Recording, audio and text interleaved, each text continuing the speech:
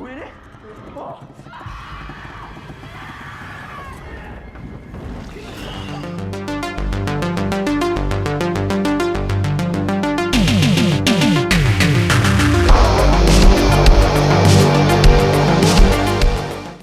We are talking Shortcut. Now, this is actually an Italian and German co-production, although it is actually in English language. So this is a story about 5 teenagers as they are on a bus going out in kind of a remote area. I believe it's taking place in Italy. And these guys are having to take a detour when there's a downed tree blocking their route. So they decide to go down this kind of dirt path to try and kind of go around this obstacle. But along the way, they randomly bump into this escaped convict who is a renowned serial killer, apparently. And he conveniently makes the kids dump their phones out the window, thus removing that kind of need to have to call for help later on in the film. And a little bit later, they end up breaking down in this tunnel, of which houses this mysterious kind of monster. What will happen? You have to watch the movie to find out. This kind of movie reminded me of like the Red Hand Gang meets a monster. It had this kind of weird sort of children's kind of vibe to it, despite the fact that we do have a vicious man-eating monster and a little bit of gore here. So it's kind of an odd tone. The movie also, I think, is a comparable film to a couple of other kind of like low-budget horror films that I've recently reviewed. A Dark Path being one of them, which was absolutely terrible, and also Howl, which was a kind of a British werewolf movie. In fact, the poster for Howl looks remarkably similar to the poster for this movie in the UK, at least. And I'd actually say Shortcut sits between those two films in both in terms of the quality of the movie and story plots as well. What can I say that works about it? I think the movie at least gives us some kind of quite strong characterization with our 5 teenagers. Yes, they're kind of somewhat cliche stereotypes, but at least these kids are somewhat kind of easy to remember, and we do get a sense of who they are written to be. I mean, yes, they are written to be stereotypes, there's no getting around that, but at least we kind of know what is expected. And I did quite like the fact we have our bad boy one who kind of proves he's still, still got a heart of gold in the end, and kind of stuff like that. And we get that, this is where I mean with this Red Hand Gang vibe here, because it's all about kind of sticking together and friendship and all of that. The movie's actually quite short, and as such it's relatively kind of well paced. There isn't too much of a commitment, and you do feel the movie's kind of going at a reasonable pace here, adding both a serial killer and the monster into kind of one movie.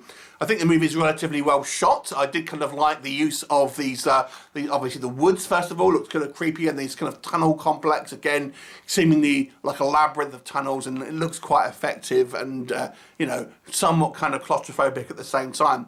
The monster effects, I have got to say, I thought the monster effects looked fairly good. We get a reasonable kind of look at it here, and the movie does a job here of giving you some information about what the monster is, but not enough to kind of completely kind of explaining it, leaving it to, be somewhat mysterious still.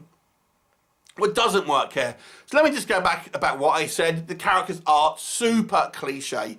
We've got the kind of the bad boy, we've got the intelligent girl, we've kind of got the geek, we've kind of got the all-round kind of hero type. Yes, they are massive stereotypes. The movie's audio is a little odd to me, because I was thinking, because this was an Italian and German co-production, it may well be a foreign language, because the movie felt like it was dubbed. But all the actors are actually English, so I suspect it's just ADR that's been somewhat poorly done, and that feels quite a little bit artificial. The acting, I've got to be honest with you, is a little bit weak here from some of the cast, and it doesn't help that the script has these teenagers act in a very unrealistic manner. Let me give you an example. So we have our first death in the movie, and a few minutes later we've got one of our characters pretending to kind of like play the drums just to kind of like pass the time, when he's just witnessed someone he was close to getting eaten alive and things like this, with absolutely no trauma. So it has that typical kind of like that movie logic where it just wants to kind of get the plot along and doesn't kind of have people act in a kind of a realistic manner. Ultimately, the movie doesn't have a huge amount of plot. It comes down to kids running around tunnels, being chased by a monster.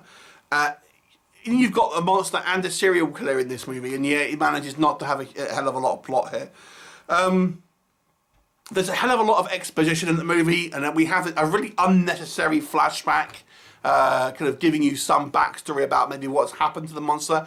It seemed completely unnecessary, and it reveals maybe a weakness that this monster might have, and yet it's never really utilised. And in fact, the ultimate outcome of this movie, you're thinking, well, of course you would try that. You didn't need to have a huge exposition dump about trying what you tried. It just would make sense. I'm sure anyone would have tried what they did without giving anything away to ultimately try and overcome such a thing. It was just silly in the end. The ending was quite poorly written.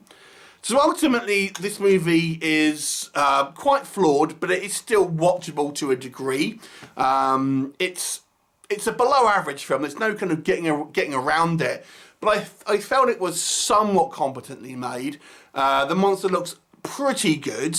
And it has this kiddie vibe to it, which I think is kind of interesting. Almost makes it feel like a horror film for kids to a certain degree, because it almost feels like it's from a kid's point of view. I'll give it a 4 out of 10. Have you seen it? What did you think of it? Leave me a comment and I'll look forward to seeing you next time. Bye for now.